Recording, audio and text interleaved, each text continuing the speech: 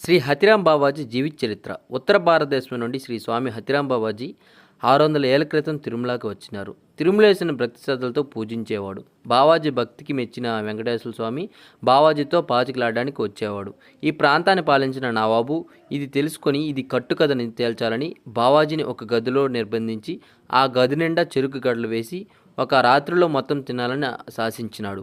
బావాజీ వెంకటేశ్వర స్వామిని ప్రార్థించగా వెంకటేశ్వర స్వామి ఏనుగు రూపంలో వచ్చి ఒక్క చెరుగ్గడ కూడా మిగల్చకుండా మొత్తం తినేశాడు. ఈ విషయం తెలుసుకున్న రాజు స్వామీజీని తిరుమల ఆలయ ప్రధానికారిగా నియమించాడు.